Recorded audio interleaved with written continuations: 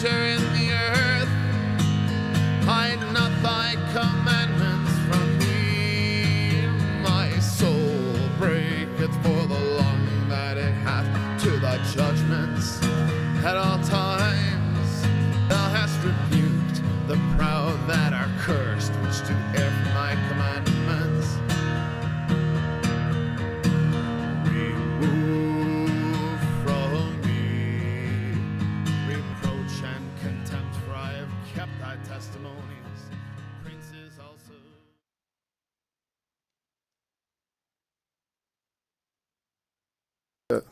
Good morning. Welcome to Line by Line Bible Studies. All right. Continuing in the book of Psalms, we are in Psalm 15. A Psalm of David. Lord, who shall abide in thy tabernacle? Who shall dwell in thy holy hill? So the question, who shall abide in the tabernacle? Who shall dwell in thy holy hill? Obviously, the idea is that who can abide with God? Who can find themselves in God's presence? What does it take to because the wicked cannot abide. That's what it'll say in other places. So, and it's almost like a question of like saying, who can go to heaven? Who can be where God is? And it's not much different than the idea of eternal life either, because the idea is in life, all things live to him. All things that are alive in him. You can't. It's one of the problems I have with the very idea of the way that the lake of fire is characterized in many traditional interpretations, as far as being this perpetual place where the wicked are preserved eternally for the sake of their continued suffering, and apparently for the sake of nothing else. Because one of the problems I have with that is it sort of requires God to be present immediately with them, whereas the language concerning the wicked is that God puts them far from him, and God is being the essence of that which is, that which exists. I mean, if anything exists at all, if the world is not an illusion, then God exists because he is the essence of existence.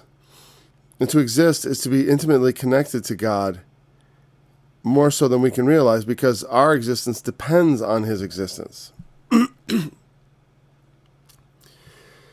And so, the idea, the very idea of their souls persisting eternally is in the face of this. It's like, because it says things can keep going. Now here it limits it to his holy hill, his tabernacle. But here's the thing. Here's what God has said in other places, like Isaiah chapter 66. The heaven is my throne, and the earth is my footstool. Where is the house you will build to me? Like, the limitation of God to place is merely for the human conceptualization. It's because we can be places. God is everywhere. God is everywhere. That's, we learn he is omnipresent, right? God is everywhere.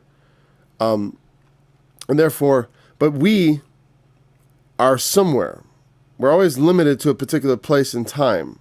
We have this limitation. We have, at a particular time, we can only really be in one place.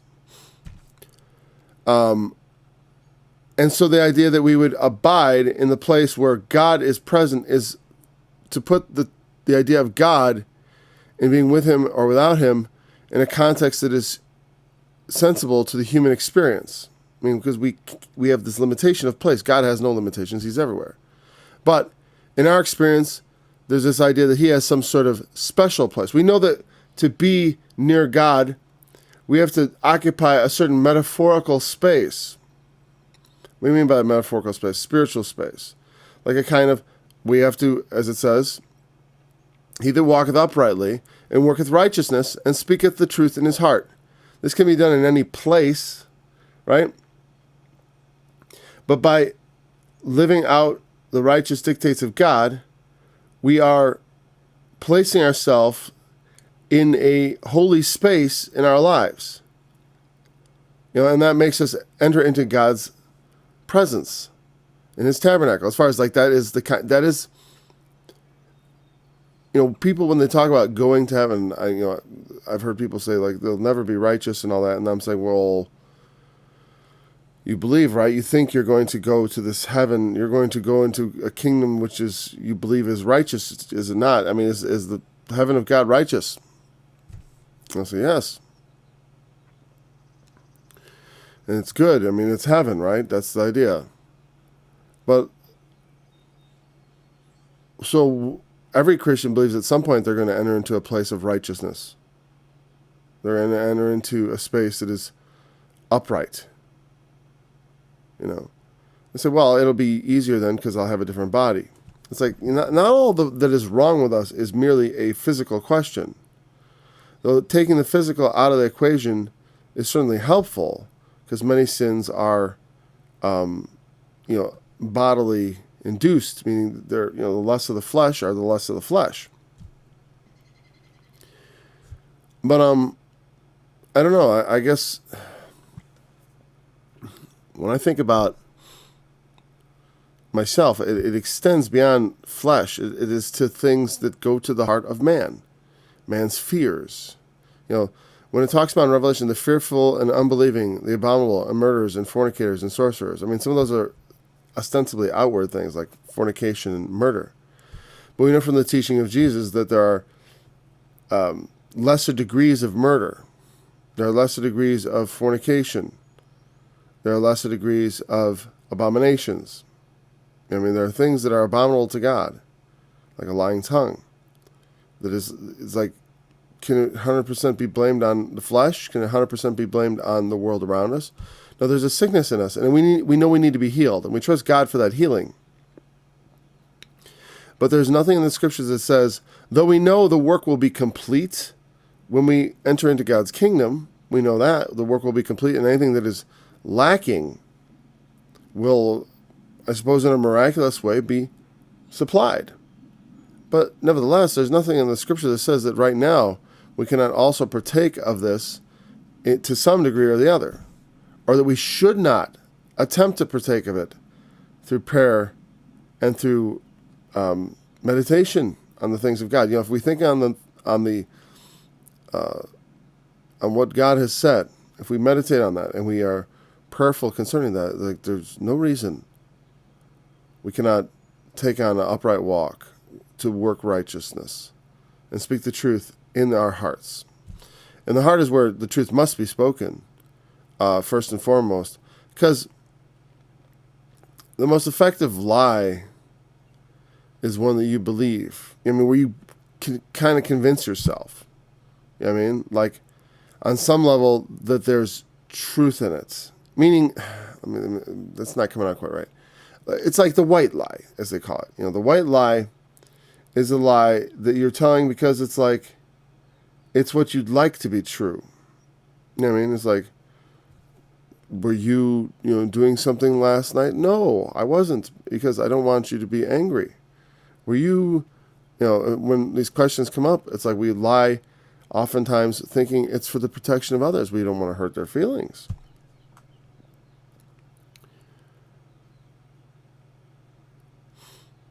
But oftentimes, and I suppose maybe it's just speaking to the idea that, in your heart, you know the truth. You know what I mean? In your heart, you know you're lying when you're lying. Or maybe that's it. Speaks the truth in his heart, meaning when you speak, you know from the heart that what you're saying is true. So many times people don't know in their heart what they're saying is true. Sometimes they think they know, which is not. If you think you know what you're saying is true, then it's not a lie. It's just something else. An error. He that backbiteth not with his tongue, nor doeth evil to his neighbor, nor taketh up reproach against his neighbor.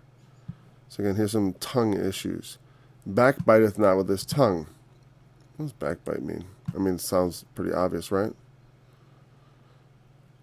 It backbiteth. Interesting. It's not like one of those words. I'm sorry, I didn't bring it up.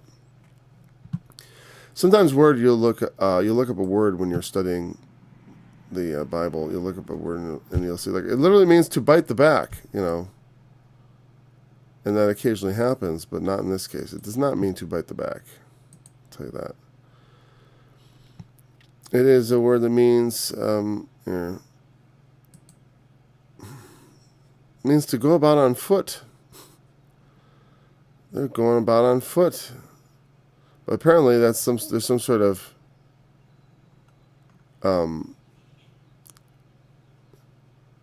it says to walk along, but only in specifically applications to reconnoiter. Reconnoiter? I forgot to say that. To be a talebearer or a slanderer. If someone who walks around, the idea is like they go about, they walk along, but it means someone who, so again, it's like I said, the idea of backbiting in English is not exactly, if I say someone's a backbiter, that's like, whoa, wow, bites back? There's an idiomatic understanding of what that means already, that it means some sort of slander, right? Same thing with this. It is a kind of a slander. It means to walk along.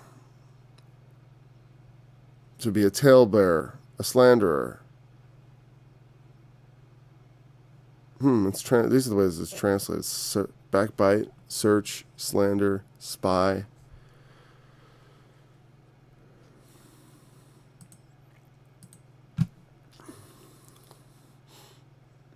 So,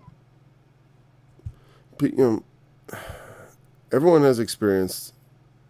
It's interesting to me sometimes because it's like people will talk. They will talk. It's interesting to me sometimes the things they will talk about. And oftentimes, like, they just don't like you. Like, you're just not liked. I've had that experience plenty of times where people start talking about me behind my back, and it gets around to me, and it's kind of humorous because the things they say are exaggerations of things they've kind of heard. So it gets to be, I think I've mentioned before I'm sure I have, the rumor that was going around that all those kids and he's never changed a diaper, which I thought was pretty funny. Only because at one point I had talked about how I don't change many diapers, I don't change many diapers. My wife does most of that when we had babies. We don't have any babies currently, And also I talked about how with the first kids, I had done a lot more, but with the later kids, not so much. Well, that got perverted into he's never changed a diaper because that's the way they want to see me. They want to see me as this horrible person who is, who basically leaves everything to my wife or something. So what if I never changed a diaper? I like the way one of my friends defended me, saying like maybe his wife's never plunged a toilet, and that's actually true. So like I think it's true. It might not be. She might have, but generally no, right? No more true than the other one. But it goes to show that people don't consider the truth of their statements. Mostly, they don't want to like people. They don't want to, or it's not a question of like, but they want to, if there's evil to say about people, so many are willing to repeat it. And we should be careful about what we repeat about others, especially what we do not know. Especially, I was saying something that's counsel between a husband and wife is pretty private. It's almost like talking to yourself. You have to be so closely partnered. There are things that I would definitely say to my wife that I would not say to other people. Speculations and things like that, where you're like, is this, because you don't know often what people's motivations are. And a lot of times there's unclear communications. And sometimes it's good to have someone you can communicate with about these things. But a lot of times people's communications about issues with other people is just a question of them liking to tell stories, liking to rip people apart, liking to diminish other people in the eyes of their peers. All right. I just noticed that we've lost a bit of the, hold on.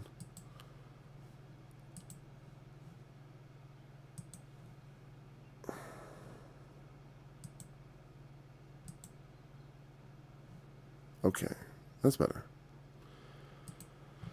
All right, moving on.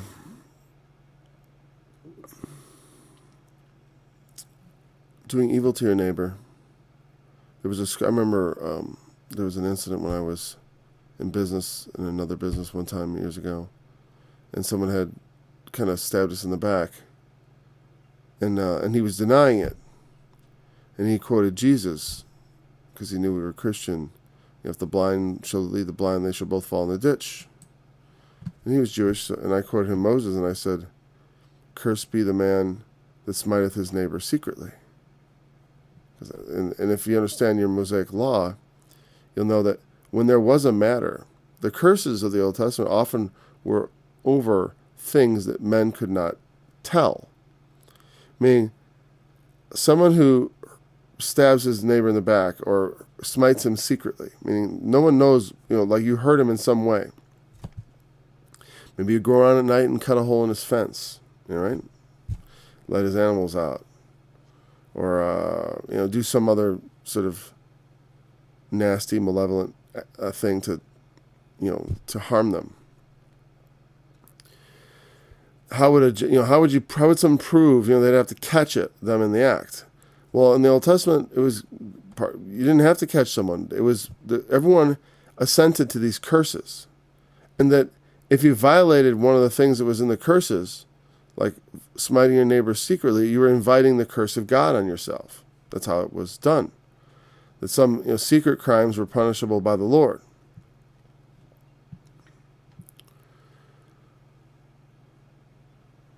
Taketh up a reproach against his neighbor. Meaning, there's one thing that you go around spreading rumors, right? And then it's like, well, you go around bearing tales about someone, but also then taking up a reproach. You've heard something bad said about someone, and you're going to just repeat it.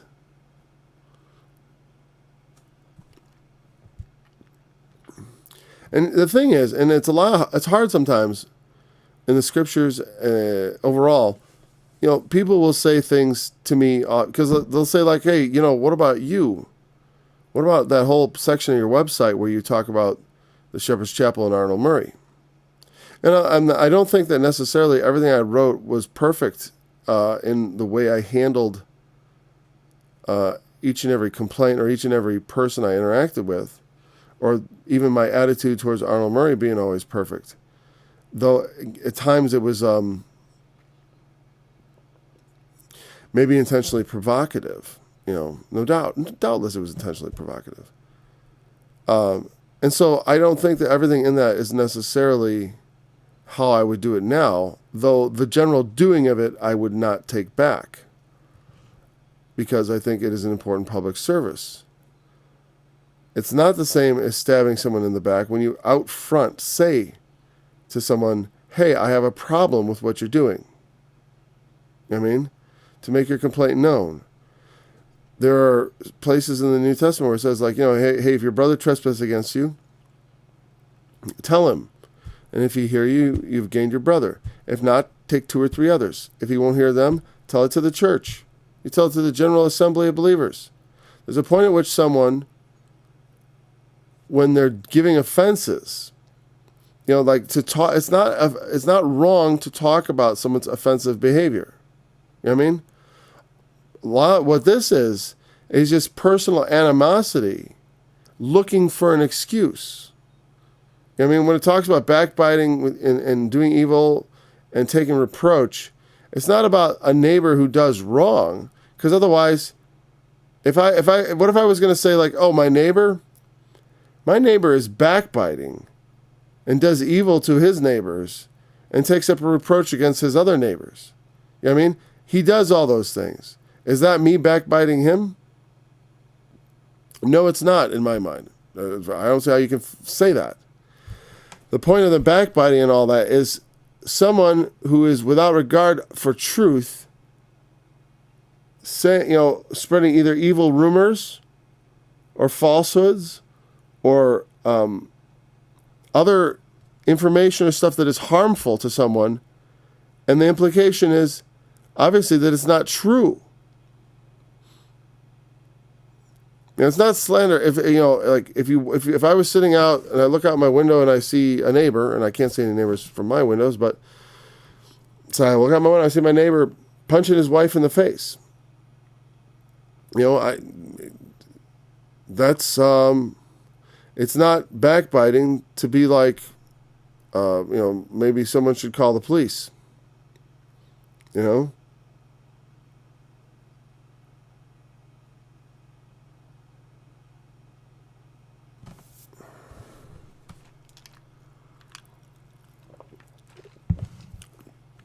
Or any number of other situations where there's a legitimate right and wrong issue going on, and we have some responsibility to to save life, to protect the innocent, to protect the weak. You know what I'm saying? So we should be careful about how we use words against people, especially thinking what our motivation is. Are we just out to hurt someone that we dislike for some reason? Maybe he's more wealthy than us. Maybe he's not as wealthy as us. Maybe he's a different kind of personality than us. Maybe we just don't get along. There's a lot of reasons why people might not appeal to us. It's personal animosity turning into a kind of vendetta. But it's another thing entirely when someone is doing evil to, point it out and say, like, this is not right. It's not backbiting. It's not, the kind of thing we're talking about. Like again, in whose eyes a vile person is contemned, but he honoreth them that fear the Lord. He that sweareth to his own hurt and changeth not. There's several things here. Contempt means basically held in contempt. We've looked that up before, the word contempt earlier in the Psalms. It means, the word that's translated in Hebrew essentially means to, it's not contempt, the word they used. The word they used was what? And, sorry, I think I can just cheat and do this. Does this work? Let's see, sort of. Contempt, and I click on it. It's bazah, to despise. So to hold in contempt or to despise is a fine way to translate that. I'm not going to bring up the full definition. A vile person is contempt. A vile person is despicable. So to hold a vile person, I wonder what vile person means. I didn't even think of that. A vile person, a ma'ak, which means abhor. Yeah. I wonder if I'll get any special insight from from looking the word up. I don't know.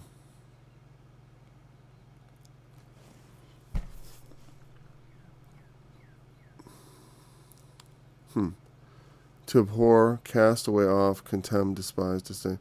A pervert to spurn. Also intransitively, to disappear. It's translated all these ways. Abhor, cast away, contemn, despise. Vile person. Definitely doesn't comport exactly with what I would think of as the English vile. In a sense, but I guess the point is like something, vile. If something is vile, I usually think of dirty, like that's a vile thing. It's, it's funny, we don't really use that word. I don't know. I was thinking of some sort of moral evil or but whatever. Well, you have the word like to revile, right? To, and all of a sudden I'm like, do I even properly understand what revile means? I thought I meant to have sort of disgust at something. Right? And if this word means to, as it says here, to spurn, to be like revolted, that's revile, or revolt. To have that sort of revolted type response to something, then vile actually makes sense, like something that is revolting. something that causes us to draw back and away, the kind of person you want to distance yourself from.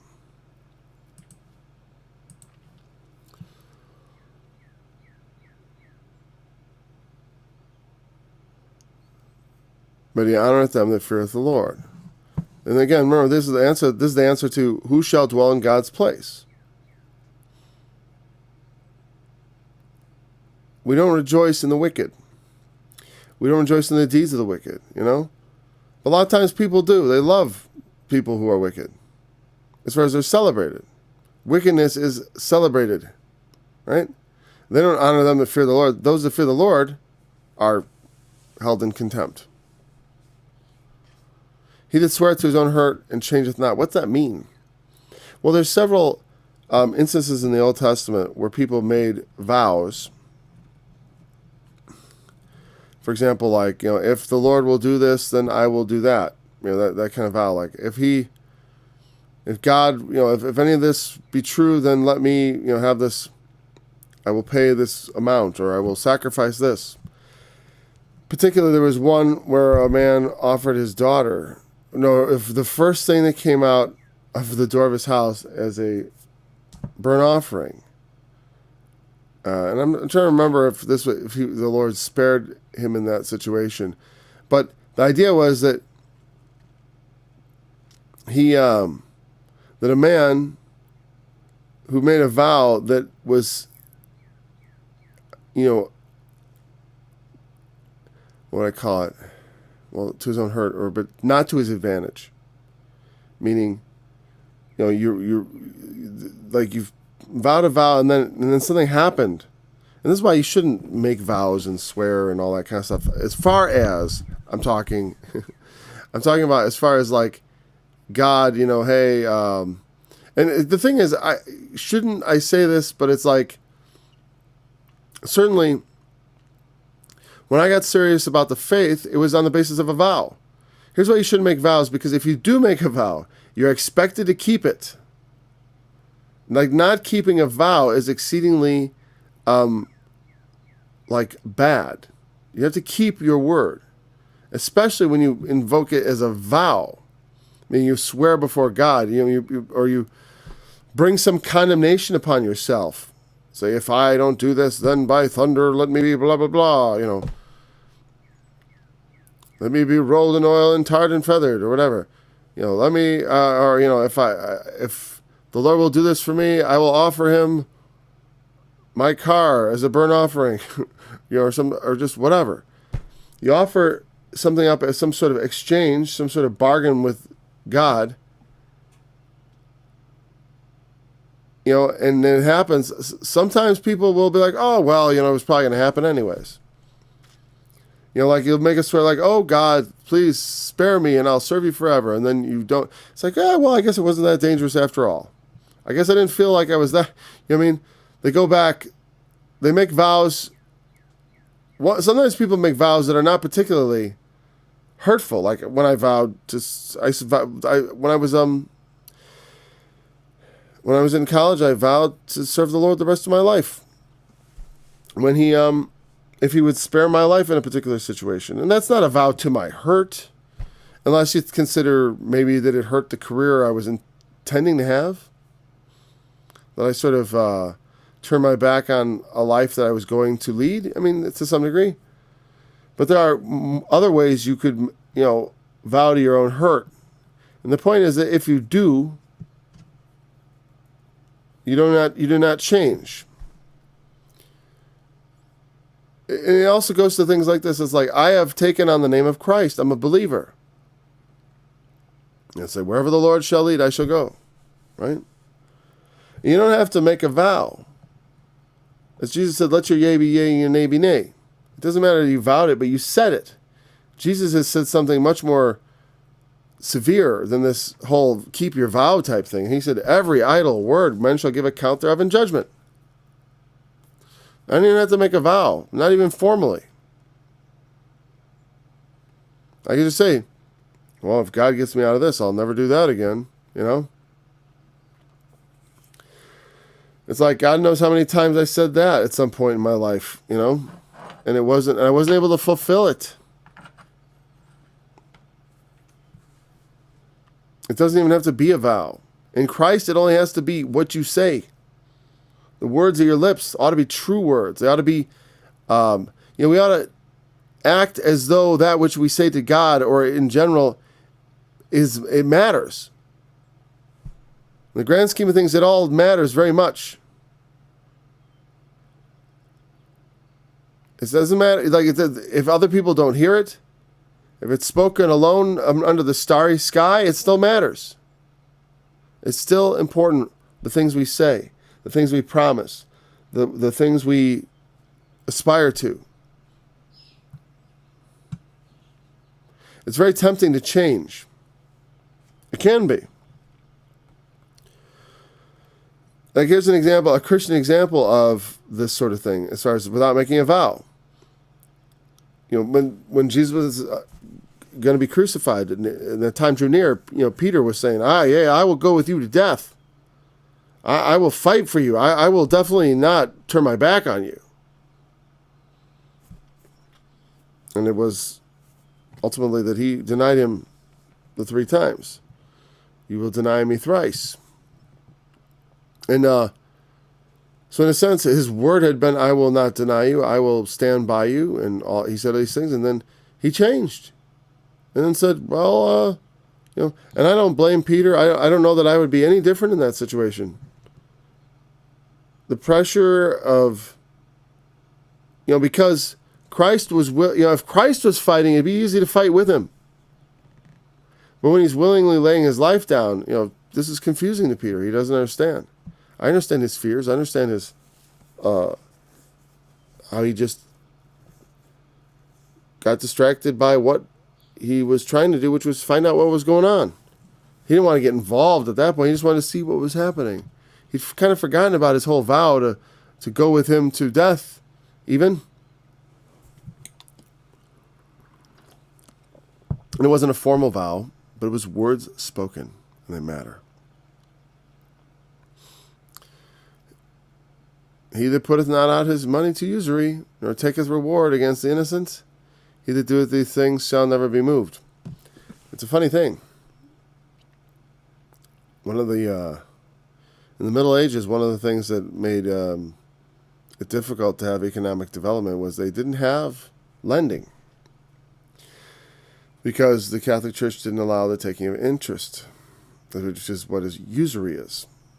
And I've heard, I remember when I first started studying, it was described as excessive interest. I guess because the man who was teaching me at the time, I think he understood that economically there's some sort of necessity for interest in order to have growth. Because otherwise, there's no purpose to loan your money out. You might as well put your money always into fixed assets like land and animals. Why just take money and give it to someone to start a business if you have no ongoing increase coming from that? And I think, I don't know, in a sense that to me it makes sense. If someone gives you money to, like say you want to start a business and someone says well, I'll help you start a business, I'll lend you money. Like to then say, to return it to them with increase.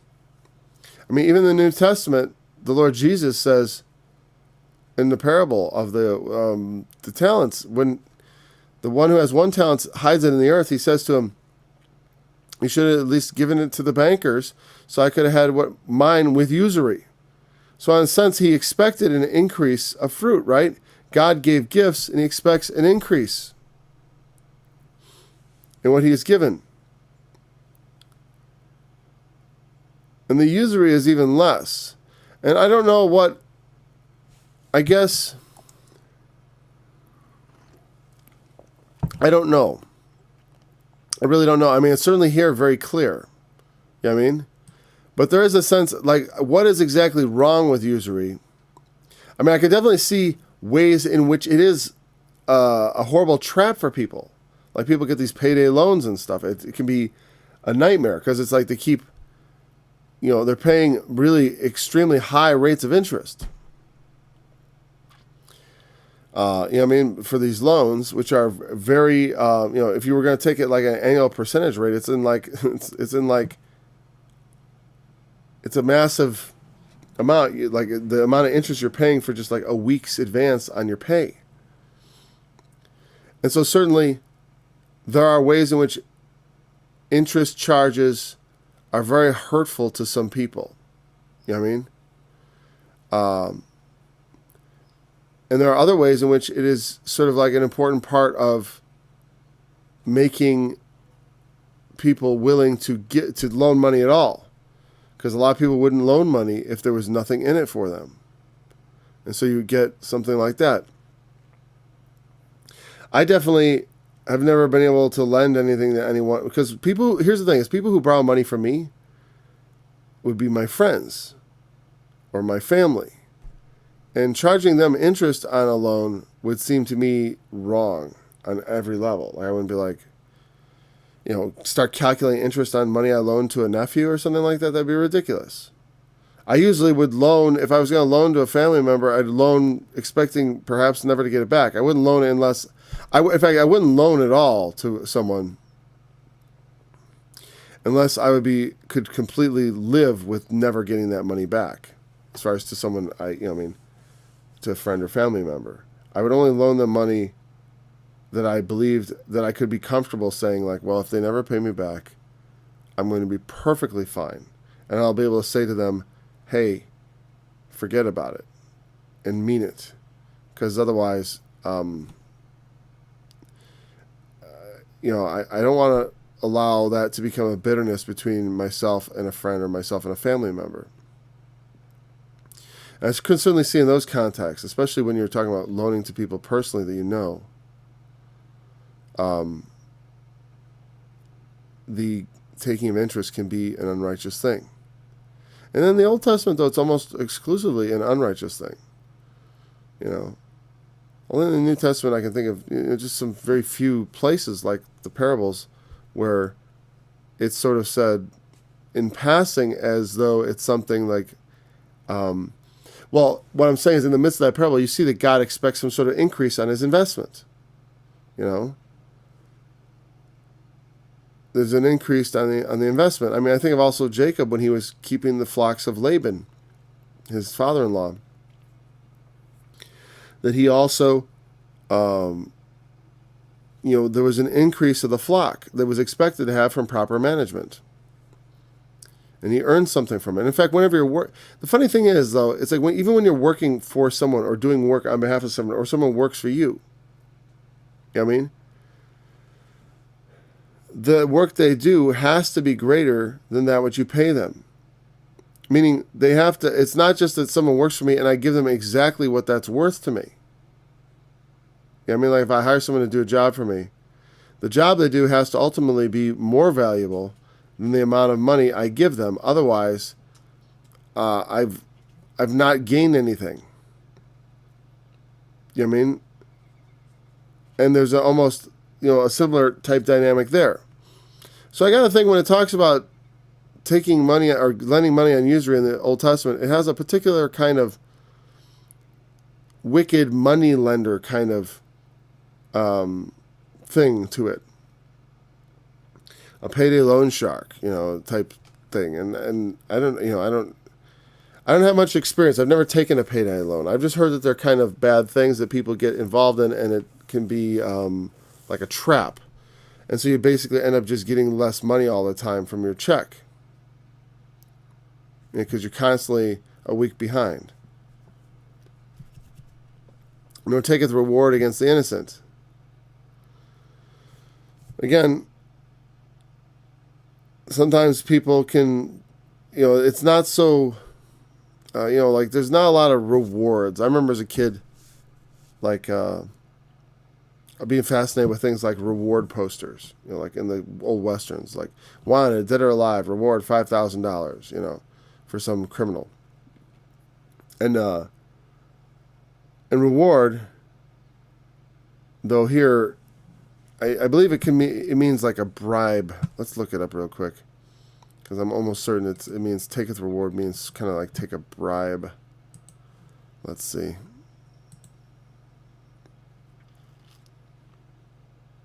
Yeah, a present. Or bribe. It's not like a reward, like for information leading to the capture of blah, blah, blah, reward. It's a bribe. A bribe, the function of a bribe is to pervert justice. Or oftentimes it's, in some corrupt societies, it's just to get justice. You have to bribe people to get justice, right? But obviously here it's talking about in the time, because some places it's like you can't even get to talk to the public official without some sort of bribe. You know, like you want to get a driver's license in some countries where it's very corrupt, and you have to grease everybody's palm a little bit. And that's not good. So when it talks about taking a reward against innocent, it's like taking a bribe to bring harm against someone who doesn't otherwise deserve any harm. You know, like, you know, see to it that this guy doesn't get his turn.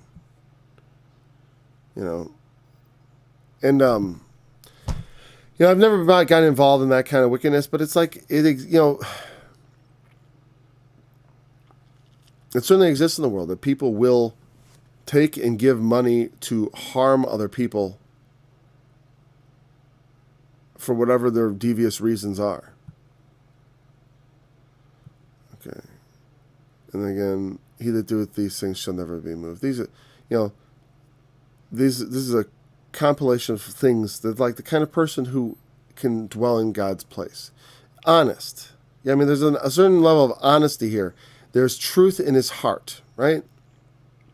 There's truth in his heart. There's truth in his tongue. And the intentions of his tongue are good towards his neighbor, not to take up reproaches against him, but rather good. They do not adore revolting people and people whose behaviors and activities should be shunned,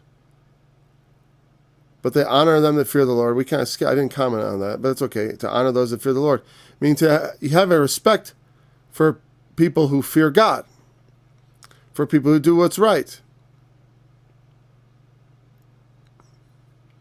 He sweareth to his own hurt and changeth not, meaning even if I get myself into trouble with my words, I stick by them. Even if I say things that maybe I regret because they personally put me in a position that is not maybe what most comfort. Let's say, I don't want to say what's best for me, because it's best for me to tell the truth. It's best for me to keep my word, but it's not immediately advantageous, is what I would say. That I say things and I make assertions that put me at a disadvantage.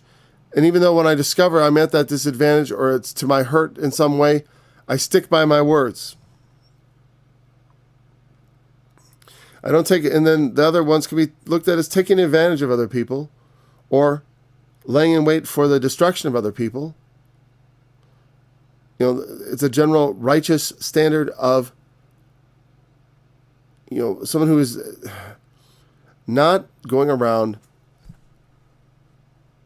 bringing pain to other human beings. All right.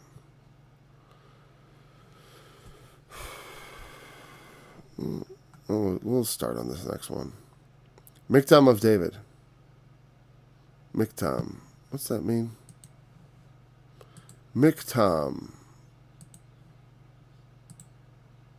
Woo. I kind of crack up every time I see that.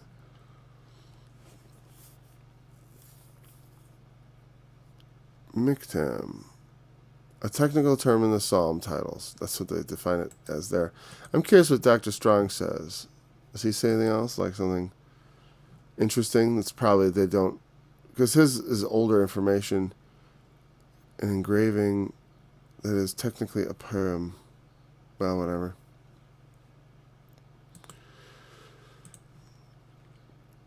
All right.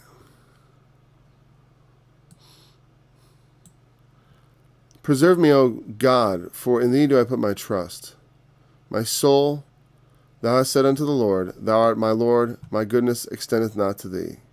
Meaning, I'm not as good as you are. Like, the goodness that is in me does not extend to you. It doesn't reach that far. Hold on a second. I'm just losing my mind here with this lag of the camera. It always just And it's annoying because there's no reason for that to be happening. So let's see if this fixes it. That's much better. Okay, good. It's not obvious to you, but I can see, definitely you can hear the words not matching up with my mouth, I'm sure.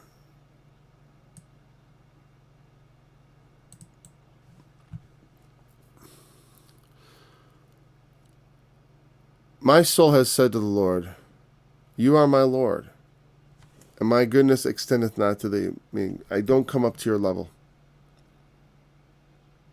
Right?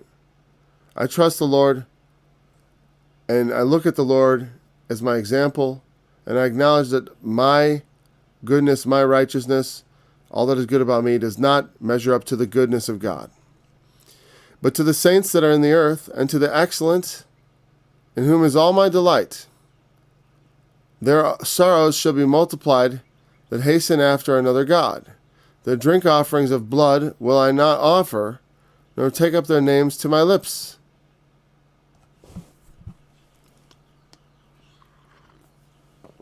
The Lord is the portion of mine inheritance and of my cup. Thou maintainest my lot. Oh, we'll just hold on there.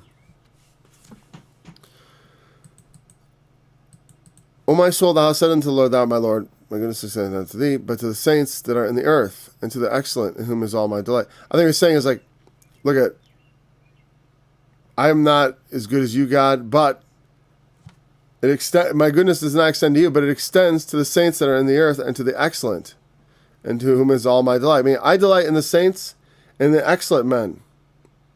And God, I trust you, and my goodness is like the goodness of saints. It's the kind of thing people don't like to say. People will say things like, I'm no saint. Even though in the New Testament, just what a saint is what a Christian is. It's just, the believers are the saints. And so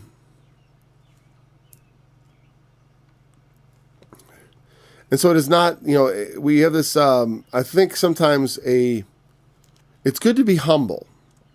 One ought not to vaunt themselves and talk about how great you are and all that, right? We know this. Let another man's lips praise you. It's not a good thing to go around praising yourself and lifting yourself up in the eyes of other people. But we also ought not to be just falsely humble all the time, where it becomes like we're virtue signaling. We're trying to show everyone how good we are by not being, but they talk about humble brag, and because it becomes like that. It's like, oh, come on. You know what I mean? It's like if I was to sort of try to minimize my scripture music in public.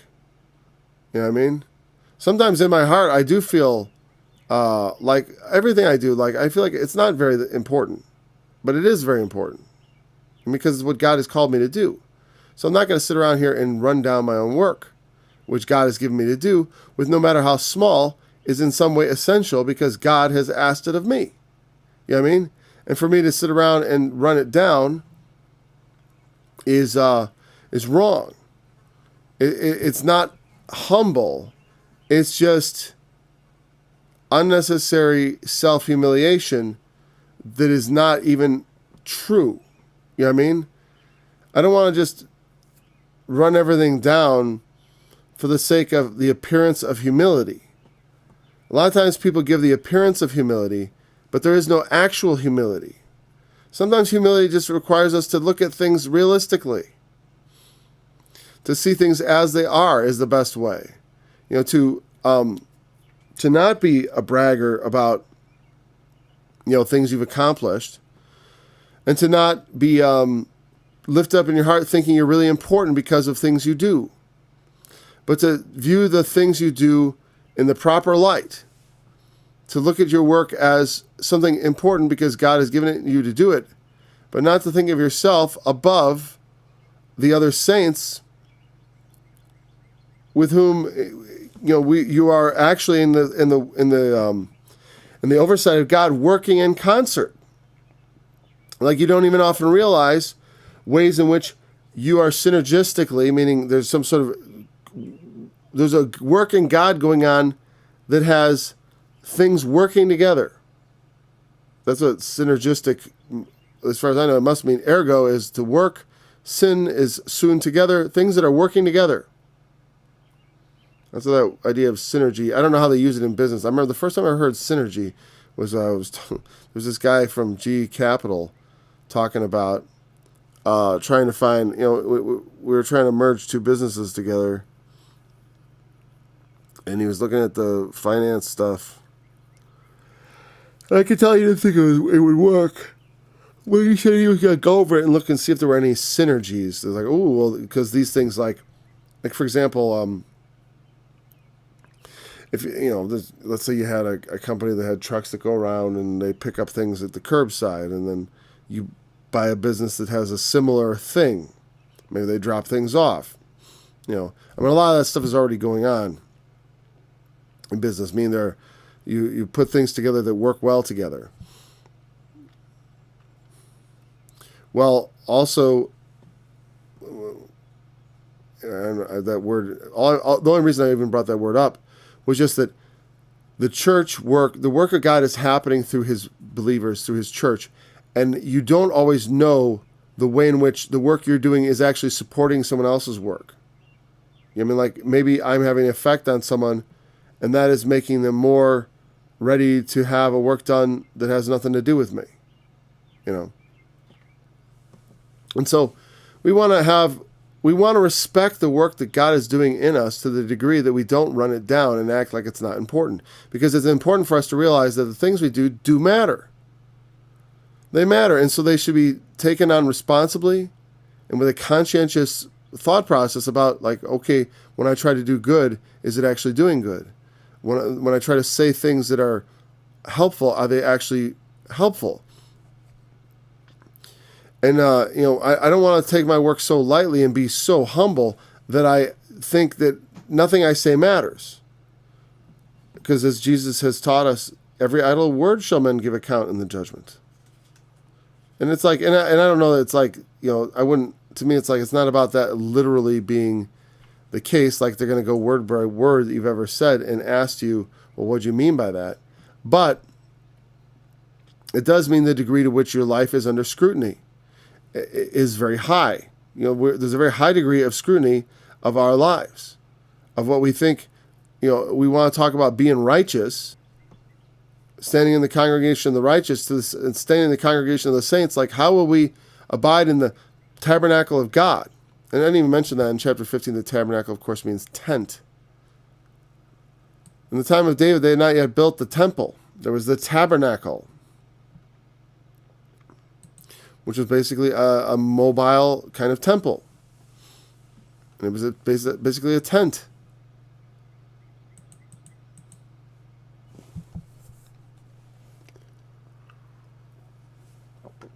We don't need to be... let's have a realistic viewpoint. Let's take up a viewpoint that's going to be helpful to us and to others, to help us take our walk seriously enough that we can actually do things that are meaningful. If I'm falsely humble about everything I do and I run it down and it's not really the case, how am I going to be able to do things that matter? If all I ever think that is that everything around me, everything that I'm involved with doesn't really matter, that it's not very important, that it's not significant in God's grand scheme of things. We have to have a certain elevated view of what we do. Our goodness does not extend to the goodness of God, but it ought to extend to the goodness of saints. You know what I mean? It ought to extend to the work that is appropriate for sainthood. The saints ought to do what we think. A lot of times we have this over-exalted view of saints. It means sanctified ones. It was holy ones. Obviously, when we say that, we're not saying like they're almost like the level of God and Jesus. Certainly not when Paul addressed the saints in Ephesus or the saints in Galatia. He was just talking to the general congregation of believers, the saints. Right? I'm not perfect, but I try to be as excellent as I can be. And I understand that I need to be excellent. You know what I mean? I don't want to not take up the burden of excellence just because I'm not perfect or just because I can't be as good as God is.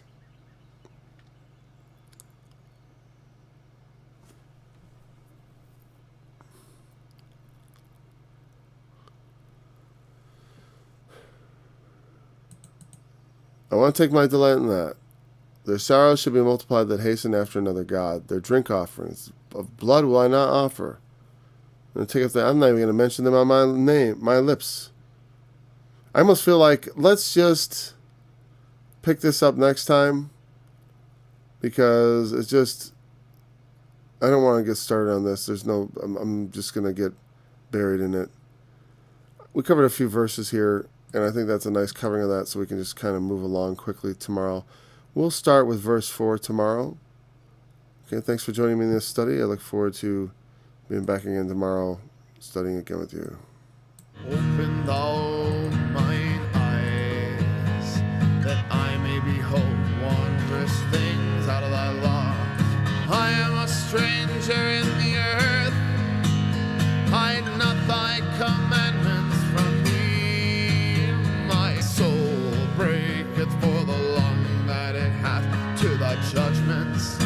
At all times thou hast rebuked the proud that are cursed, which do every my commandments.